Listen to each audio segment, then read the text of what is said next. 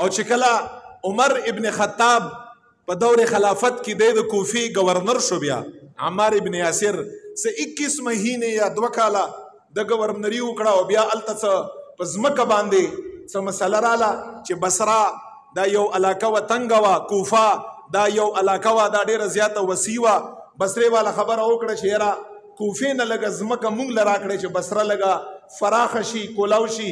او د مبارک هغه فیصله وکړه د کوفې گورنرو عمر فاروق سے په زمانه کې، او بیا د کوفې خلک راوچت شو، عمر فاروق لراله زمونږ ځمکه یې په بصره کې ور شامل کړه او مونږ خفیو. د مبارک ورته فرمایي چې زه دغه هودې نه زه معزول کېږم او دغه هوده زه پرېږدم. په دې کې دومره لانجې او خبرې، بیا عمر فاروق رضی الله تعالی عنہ معزول که ختم یې که. خو تاسو وګورئ چې د مبارک دا هوده پرېښوده، دا څه لانجې او کیسې دي، او خبره به ته د خیر دپاره کوي. بیا به چې چرتم دی عمر فاروق لیده نو دومره عزت یې ورسره و چې دا خبره به ورته کوله چې ته چې معزول شي خفه خو نه یې که نه، چې چرته به دی مبارک ولیده دا خبره به ورته کوله چې ته خو که معزولي ته خو خفه نه یې.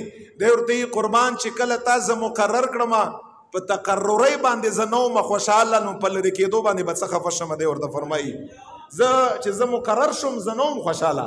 نو چې یو انسان په تقررۍ باندې خوشحاله نه وي، نو چې انسان لرې شي نو په هغې باندې به څوک څه خفه شي. ورته چې ما ته هېڅ خفګان نشته.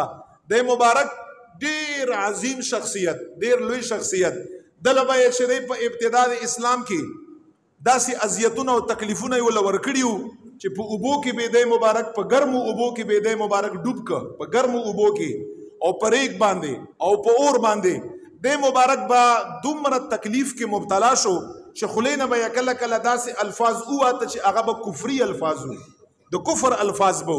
او یو ځل داسې وشو، دا پسې چې کوم آیات دی الله فرمایي من کفر بالله، ګوره دا دویم هغه آیات دی چې الله جل جلاله اطمینان ورکړی عمار ابن یاسر لا، ورته فرمایي ته مؤمن ته مسلمان یې، په تا کې هېڅ شک شبهه نشته.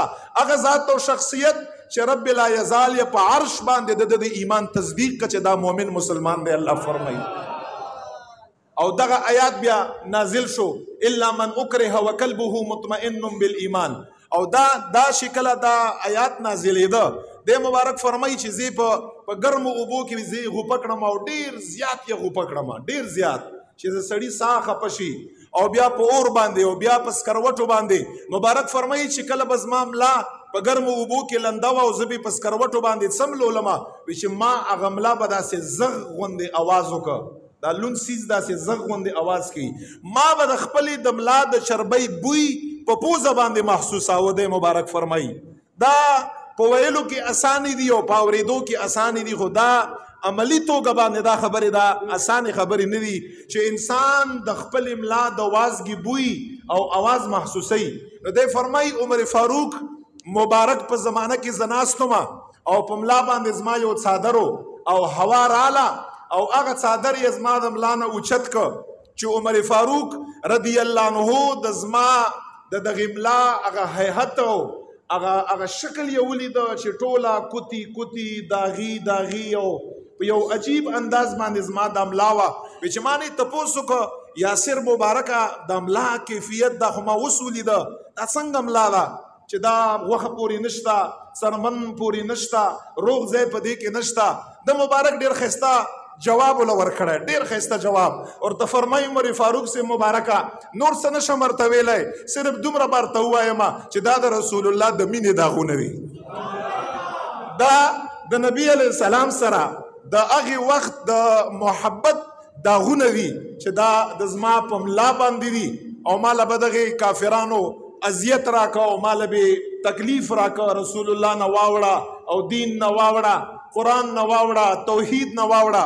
بس دا داغونه چې ته کوم ګوري دا د نبی کریم صلی الله علیه وسلم سره د هغې مینې او د محبت داغونه دي، دا هغه ټکي دي چې دا د زما د ملا پورې دي او دا به ځان سره زه وړمه.